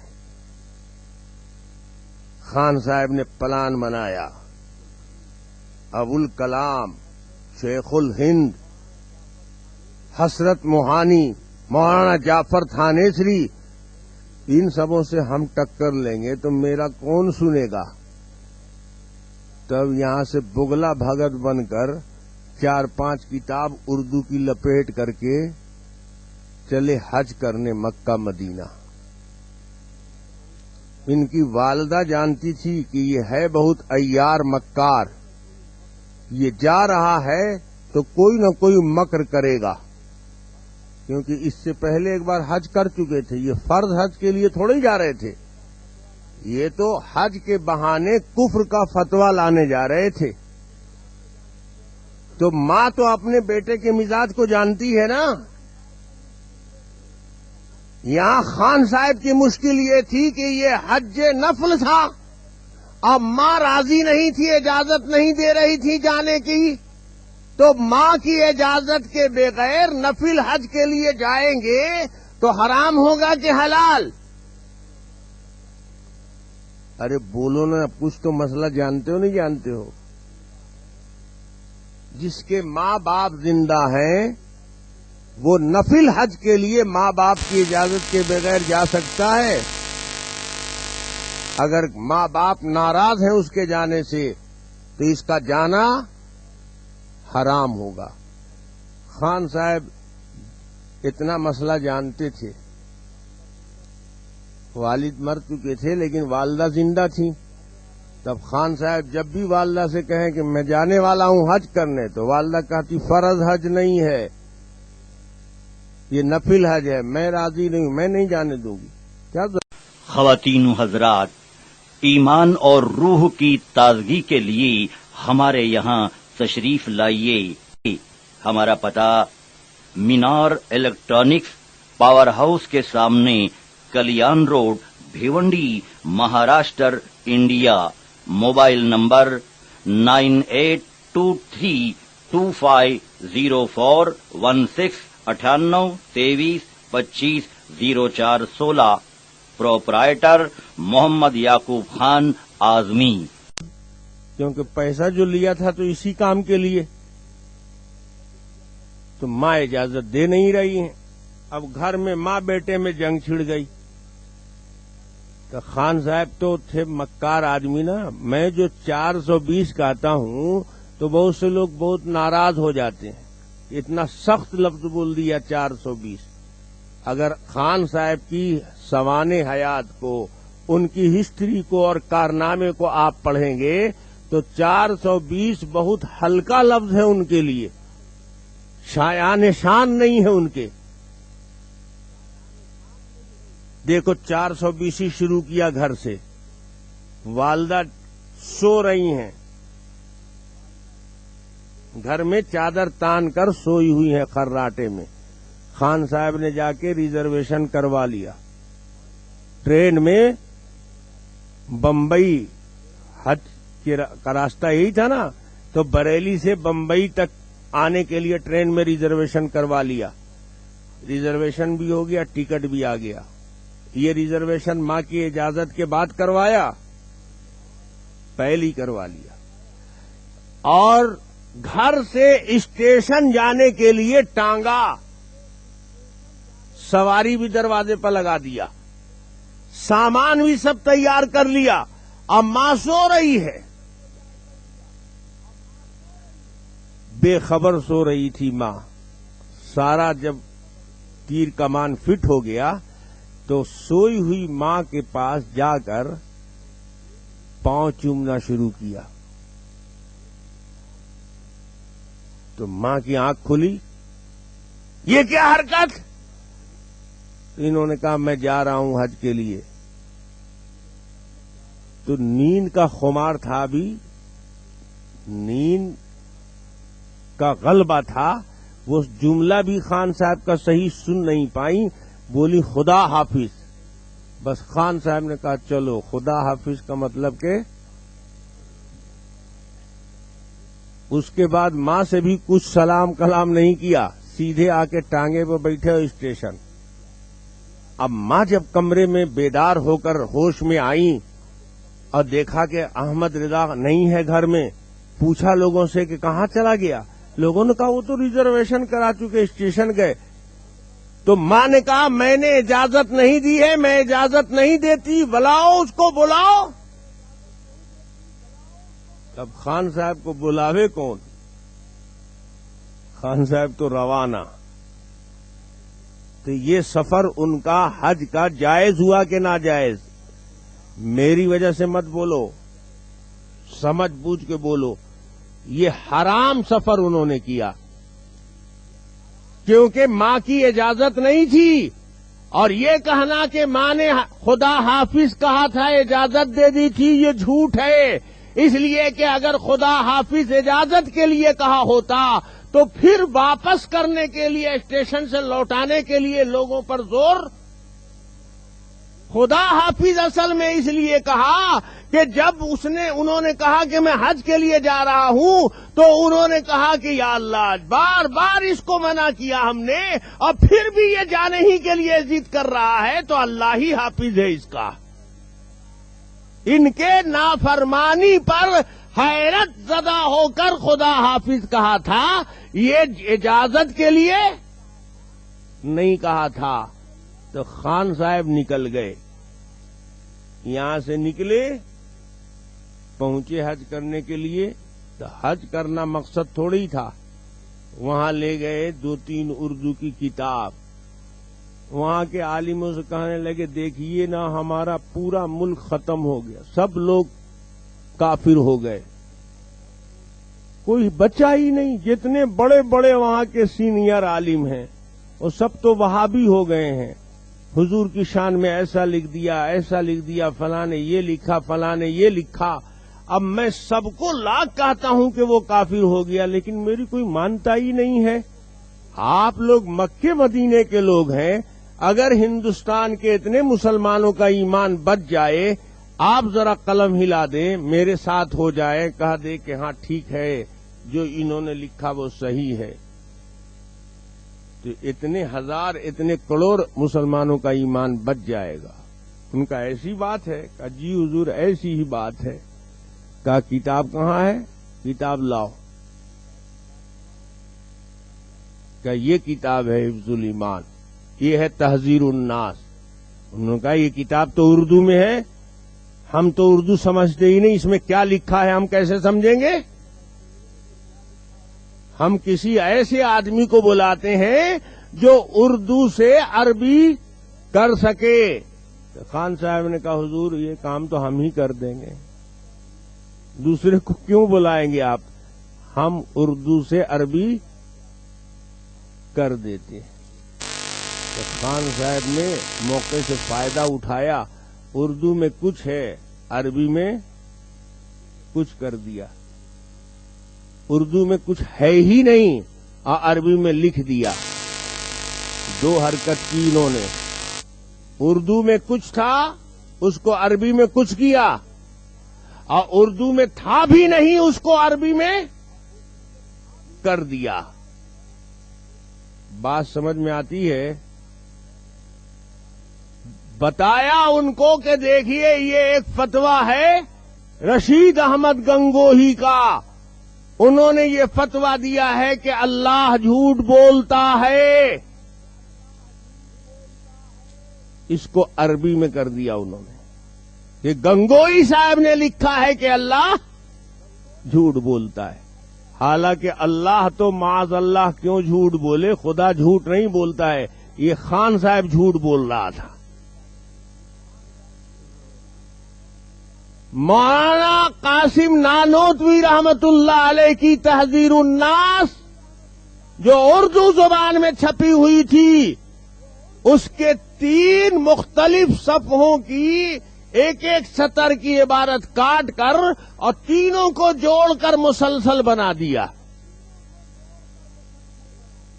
بتاؤ، اگر ایک یہاں سے جملہ لیا جائے، ایک یہاں سے لیا جائے اور جوڑ دیا جائے تو کفر کا معنی اس میں سے نہیں نکلے گا؟ اگر ایسے جوڑ کر قرآن سے بھی نکالا جائے تو کفر نکل جائے گا۔ قرآن میں ہے ان الابرار لفی نعیم و ان الفجار، اب ایک جگہ سے کاٹا ان الابرار اور دوسری جگہ سے لیا لفی جہیم، اور چیلنج کر رہا ہے کہ میں 1 کروڑ روپیہ انعام رکھتا ہوں، کوئی ثابت کر دے کہ قرآن میں یہ والا جملہ نہیں ہے یا یہ والا جملہ نہیں ہے، یہ بھی قرآن میں ہے یہ بھی قرآن میں ہے۔ تو واقعی دونوں قرآن میں ہے، لیکن کیا ایسے ہی ہے جوڑا ہوا؟ ان الابرار، بے شک نیک لوگ، آگے ہے لفی نعیم، جنت میں رہیں گے، وَإِنَّ الْأَشْرَارَ لَفِي جَحِيمٍ، اور بد کردار لوگ جہنم میں رہیں گے۔ تو اس نے کاٹ لیا اس میں سے ان الابرار اور اس میں سے کاٹ لیا لفی جہیم۔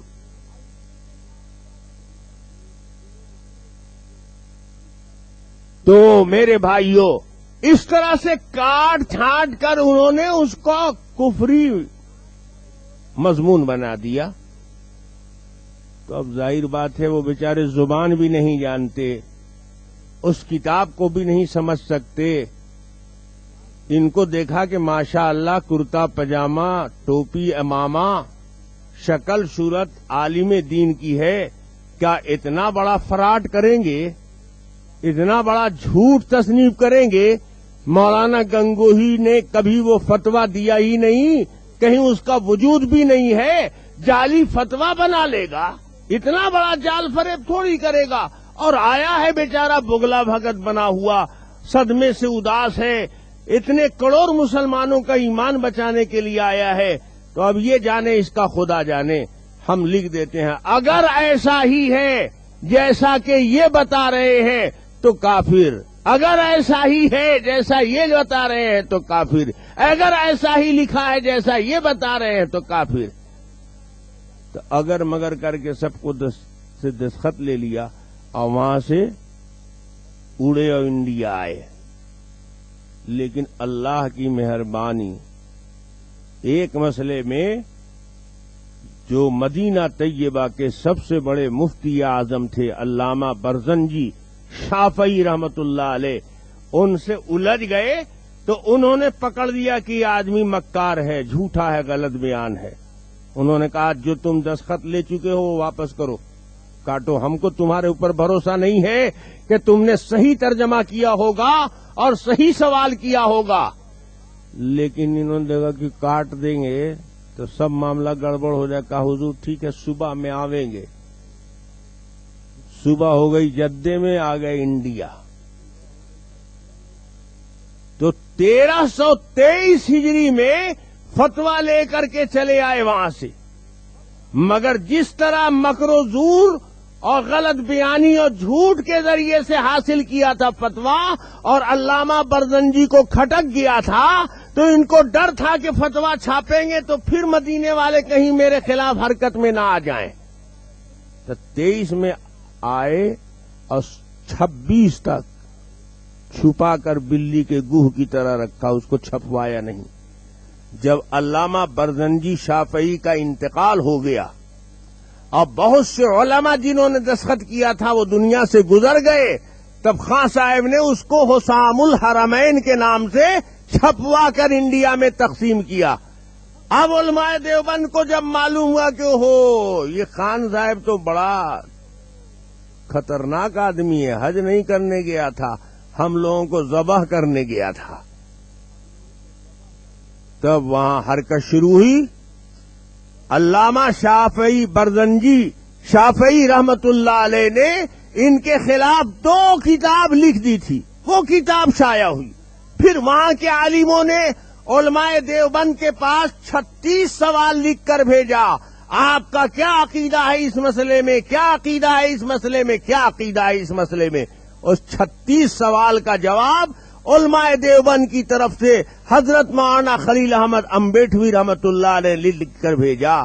جب وہ جواب وہاں گیا تو وہاں کے عالموں نے کہا کہ یہ عقیدہ تو سارے دنیا کے اہل سنت والجماعت کا ہے, جو عقیدہ آپ کا ہے وہی عقیدہ ہمارا ہے. خان صاحب نے دھوکہ دے کر ہم سے فتویٰ لیا تھا, وہ فتویٰ ماننے کے لائق نہیں ہے, جھوٹ سوال تھا اس لیے جواب غلط. المحند علی المفند وہ کتاب جو 36 سوالوں پر مشتمل ہے, علماء دیوبند نے جواب دیا. پھر مکے مدینے کے عالموں نے اس کو مصر بھیج کر وہاں کے عالموں سے رائے لی, شام بھیج کر وہاں کے عالموں سے رائے لی, فلسطین بھیجا, وہاں کے علماء سے دستخط لیے, اور پوری دنیا اسلام کے اکابر علماء اور مشائخ کے دستخط سے المحند علی المفند چھپ کر آئی. تو اب خان صاحب سے پوچھا گیا مکے مدینے والے سے, آپ لائے تھے فتویٰ ان کے کافر ہونے کا, تو وہ لوگ تو کہہ رہے ہیں کہ میرا بھی یہی عقیدہ ہے جو ان کا ہے. تو خان صاحب کہہ رہے بھائی اب ہم کیا کریں, مکے مدینے والے بھی وہابی ہو گئے, مکے مدینے والے بھی کافر ہو گئے, اب ہم کیا کریں, کس کو سنبھالیں. وہ فتویٰ جو دھوکے سے لایا تھا اسی کو اب یہ جاہل مولوی ان کے چیلے چاٹی دکھاتے ہیں کہ دیکھو علماء دیوبند پر تو مکے مدینے والوں نے کفر کا فتویٰ لگایا ہے, حالانکہ وہ مکے مدینوں والوں نے جو کینسل کر دیا ہے وہ چیز ہے.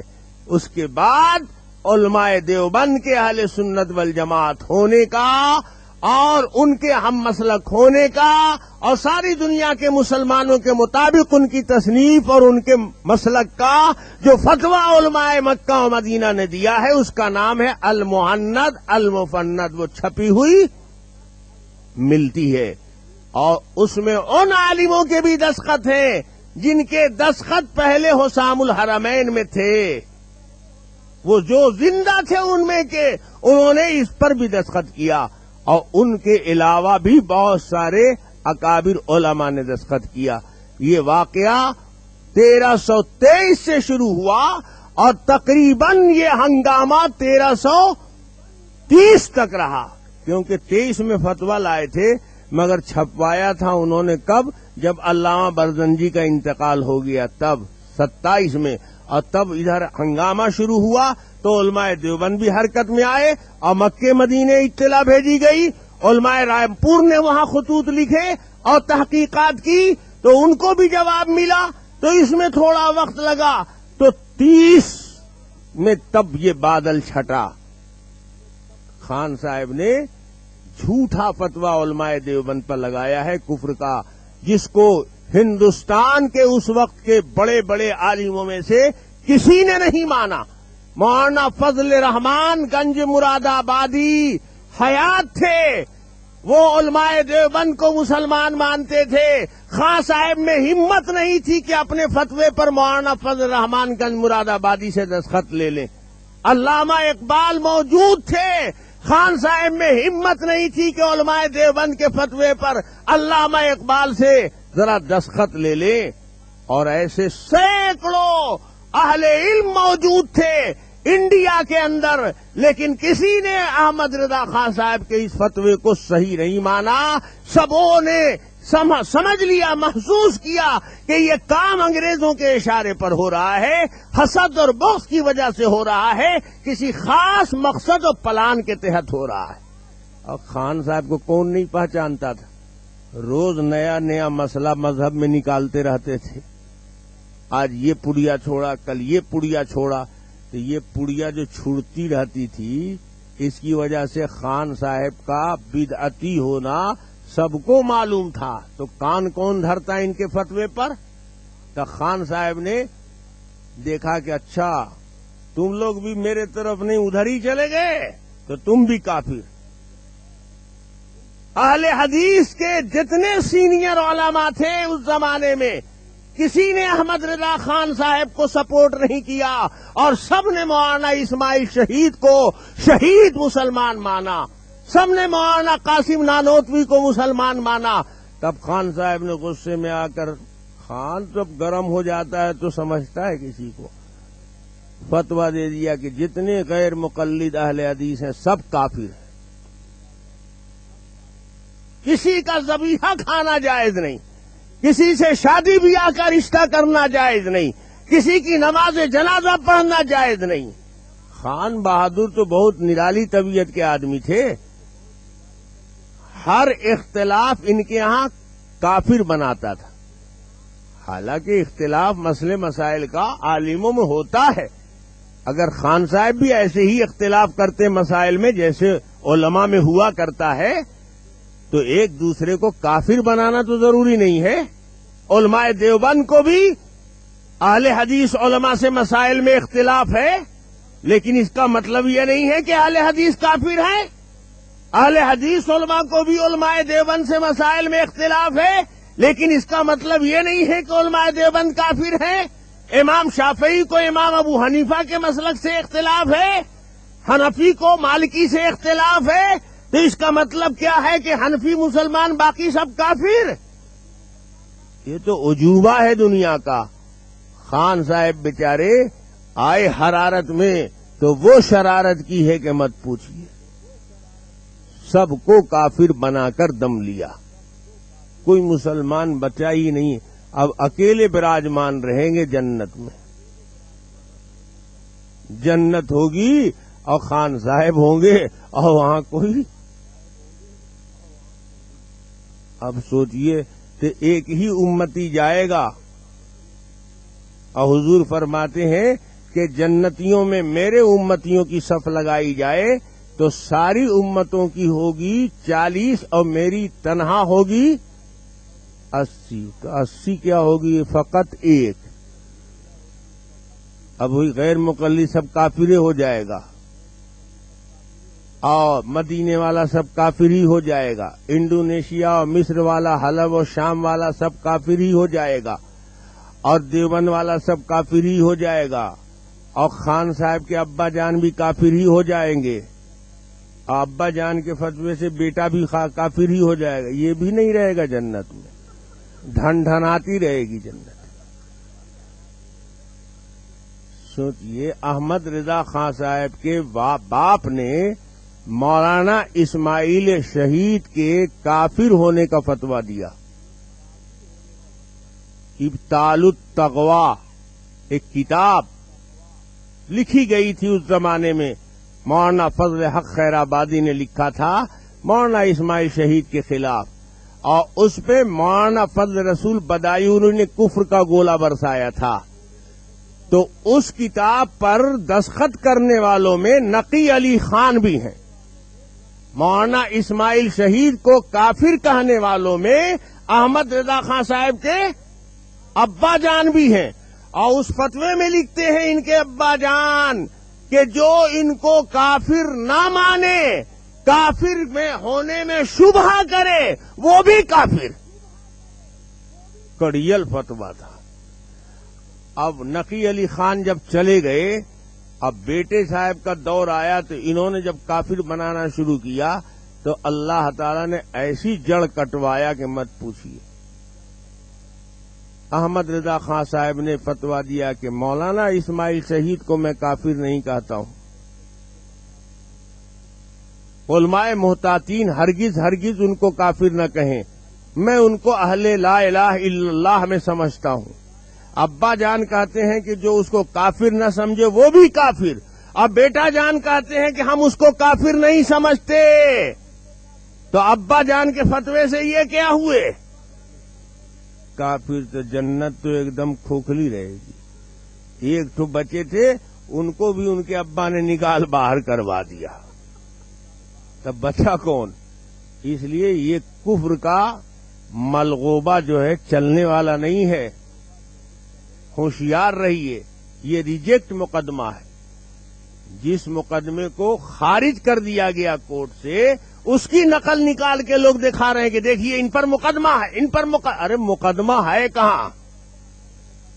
مقدمہ چاہا تھا چلانا مگر تم بھی چلے گئے اور مقدمہ بھی چلا گیا. اس کفر کے فتوے کو سمجھے نہیں سمجھے آپ؟ اس لیے کوئی علماء دیوبند کے خلاف اگر کفر کی آواز اٹھاتا ہے یا کوئی کتاب دکھاتا ہے تو اس کو بھی ردی کے ٹوکری میں ڈال دو اور اس کو بھی ردی میں. مفتی بھی رد اور فتویٰ بھی رد. آئی بات سمجھ میں؟ ارے اتنی بات سمجھ میں آئی نا؟ آ گئی. اب خان صاحب کو سنو. خان صاحب تو دین میں نئی نئی بات، نئی نئی پریا چھوڑنے میں ایکٹر تھے، ایکٹر.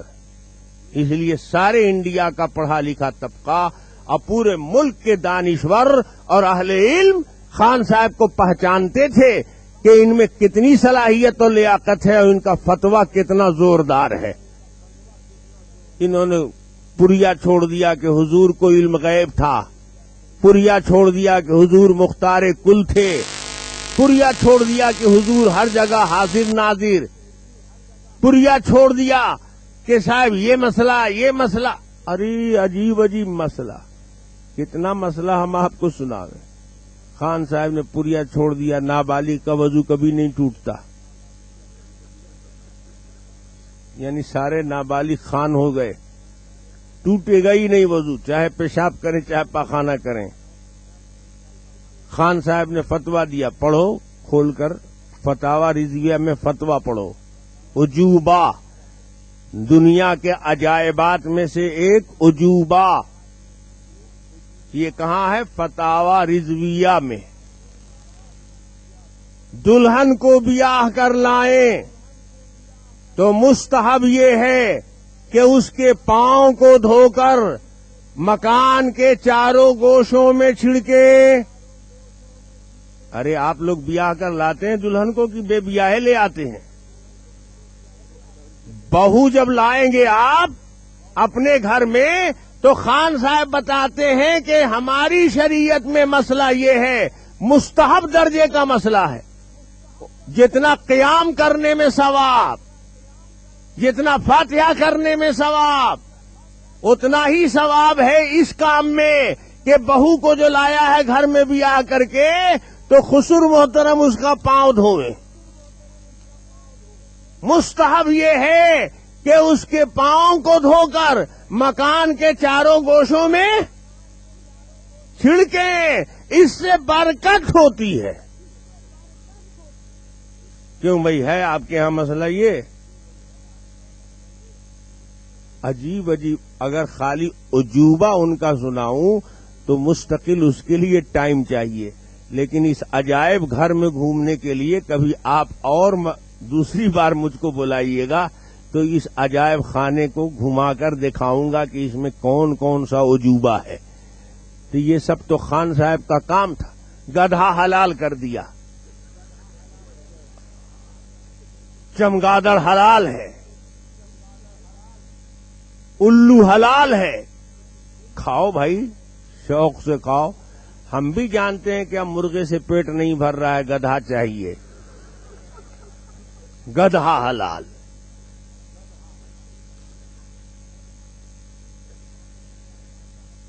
احمد رضا خان صاحب کا فتویٰ ہے کہ گدھا حلال، تو بھئی کھاؤ گدھا، اور گدھے کے مالک لوگ ہوشیار ہو جائیو، ایسے بھی یہ دارالحرب ہے ان کے ہاں، کوئی ضروری نہیں کہ قیمت ہی دے دیں گے تم کو. تو بھائی چونکہ جو وقت تھا پرمیشن کا آپ کے، تو بار بار کا اصرار ہے کہ وہ وقت ختم ہو چکا ہے، اس لیے اس میں جو اور موضوعات ہے وہ تو میں نے سوچا تھا کہ 1 بجے تک انشاءاللہ چلے گا پروگرام، اور یہ جو عنوانات رہ گئے ہیں ان پر تھوڑی تھوڑی روشنی ڈال دی جائے گی، لیکن مجبوری ہے، اس لیے معذرت چاہتا ہوں آپ سے. اور آپ بجائے اس کے کہ اب بیان سنیں، کتابیں لے کر جائیں گے اور کیسٹیں لے کر جائیں گے انشاءاللہ، تو آپ بیان بھی کیسٹوں کے ذریعے سنتے رہیں گے اور کتابوں کے ذریعے بھی معلومات میں آپ کے اضافہ ہوگا. یہاں پر 3 کتابیں اسٹیج پر موجود ہیں. ایک انکشاف حق ہے، بہت لاجواب کتاب ہے، مفتی خلیل احمد بدایونی جو احمد رضا خان صاحب کے مسلک کے آدمی تھے اور علماء دیوبند کو کافر کہتے تھے، جب انہوں نے خود سے علماء دیوبند کی کتابوں کو دیکھا تو اپنا فتویٰ واپس کیا، توبہ کی اور اعلان کیا کہ علماء دیوبند حق پر ہیں اور خان صاحب کا فتویٰ کفر غلط ہے. انہوں نے یہ کتاب لکھی ہے انکشاف حق. یہاں پر یہ اسٹیج پر موجود ہے کتاب، اسے بھی آپ لیں گے. اور یہ توحید کا خنجر یہ کتاب ہے جو ارشد القادری کی کتاب زیر و زبر کا جواب ہے. یہ توحید کا خنجر، یہ بھی بہت معلومات والی کتاب ہے، آپ اسے بھی اسٹیج سے خریدیں گے.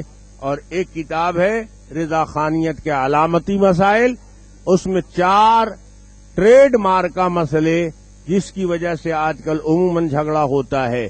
ایک مسئلہ قبر کی اذان کا، دوسرا مسئلہ حی علی الصلاۃ پر کھڑے ہونے کا، تیسرا مسئلہ خطبے کی اذان کا، اندر ہو باہر ہو، اور چوتھا مسئلہ کسی بھی نماز کے بعد بلند آواز سے اجتماعی طور پر درود اور سلام کا. ان 4 مسئلے میں حقیقت کیا ہے، کیا صحیح ہے کیا غلط ہے، دونوں طرف کے دلائل جمع کر دیے گئے ہیں. وہ کتاب ہے رضا خانیت کے علامتی مسائل، وہ بھی یہاں موجود ہے، آپ حضرات اسے بھی خریدیں گے. اور ان مخصوص عنوانات پر باقاعدہ کیسٹیں موجود ہیں. سنت اور بدعت کے عنوان پر 2 گھنٹے کا بیان ہے. علم غیب کے عنوان پر مستقل 2 گھنٹے کی تقریر ہے کیسٹ میں، آپ اسے سن لیں گے انشاءاللہ. اس عنوان پر ذہن صاف ہو جائے گا. حق اور باطل کے عنوان سے ایک تقریر ہے 2 کیسٹوں میں. اختلاف کی حقیقت، اس عنوان پر بھی کیسٹیں ہیں. شیطانی فریب، فاتحہ اور درود، احسان خداوندی اور گزشتہ کل اور پرسوں کا بیان، ان ساری کیسٹوں کو یہاں آپ موجود پائیں گے. دعا کے بعد آپ لے جائیں گے. جو اس نے کتاب لکھی تھی اس کتاب کا جواب یہاں پر موجود ہے. یہ محمد صلی اللہ علیہ وسلم اور قرآن، جو اس نے لکھی تھی شیطانی آیات، سلمان رشدی نے، تو اس کی شیطانی آیات کا جواب ہے یہ محمد صلی اللہ علیہ وسلم اور قرآن. یہ کتاب بھی مطالعے کے لائق ہے. شوقین حضرات یہاں سے لے لیں گے. دعا فرمائیے اور اس کے بعد آپ حضرات اپنے اپنے شوق ذوق کے مطابق کتابیں اور کیسٹیں لے کر جائیں. اللہم صلی علی محمد وعلی آل محمد کما صلیت علی ابراہیم وعلی آل ابراہیم انک حمید مجید. اللہم بارک علی محمد وعلی آل محمد کما بارکت علی ابراہیم وعلی آل ابراہیم انک حمید مجید. اے اللہ ہم سب کی مغفرت فرما، ہم سب کے گناہوں کو بخش دے. پروردگار عالم ہم سب پر اپنا فضل و کرم فرما. اے اللہ ہم سب پر اپنا فضل و کرم فرما، خصوصی عنایت فرما. اے اللہ اپنی رحمت کے سائے میں ہم سب کو لے لے. اے اللہ ہم سب کو دین کا سپاہی بنا دے. اے اللہ ہم سب کو خیر کی توفیق عطا فرما. اے اللہ جن لوگوں نے اس جلسے کے لیے قربانی دی ہے، وقت دیا ہے، پیسہ دیا ہے اور اپنی توانائیاں خرچ کی ہیں، اے اللہ ان کی محنتوں کو قبول فرما، اے اللہ ان سب کو دین کے لیے قبول فرما، اے اللہ اعمال خیر کی انہیں توفیق عطا فرما، اے اللہ ان کے قربانیوں کی صحیح انہیں جزا و انعام عطا فرما، اے اللہ جہاں جہاں دینی ادارے چل رہے ہیں یا دینی دعوتوں کے کام چل رہے ہیں، دینی تحریکات چل رہی ہیں، مدارس قائم ہیں، خانقاہیں قائم ہیں، پروردگار عالم ان سب کو اپنی حفاظت میں لے لے اور ان سب کی محنتوں کو قبول فرما، اور ان سب سے جو لوگ جڑے ہوئے ہیں ان کے حوصلے بلند فرما، ان کے راستے کی رکاوٹوں کو دور فرما، اے اللہ ہمارے جانوں کی حفاظت فرما، ہمارے مالوں کی حفاظت فرما، ہمارے آبرو کی حفاظت فرما، اے اللہ سارے عالم کے اوپر اپنا فضل و کرم کر دے، اے اللہ ہماری دعاؤں کو اپنے حبیب سرور کائنات جناب محمد الرسول اللہ صلی اللہ علیہ وسلم کے صدقے و طفیل میں قبول فرما، وصلی اللہ تعالی علی خیر خلقہ محمد وآلہ وصحبہ واہل بیتہ وازواجہ وذریاتہ اجمعین برحمتک یا ارحم الراحمین۔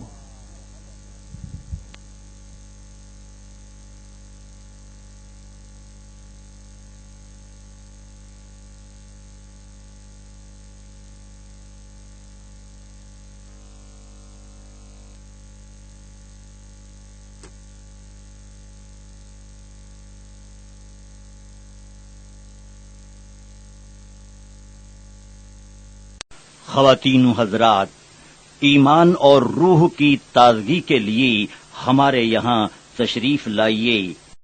ہمارا پتہ مینار الیکٹرانکس پاور ہاؤس کے سامنے، Kalyan road, Bhiwandi, Maharashtra, India.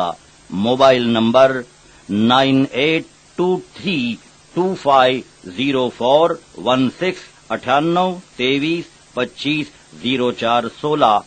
Proprietor Mohammad Yaqub Khan Azmi.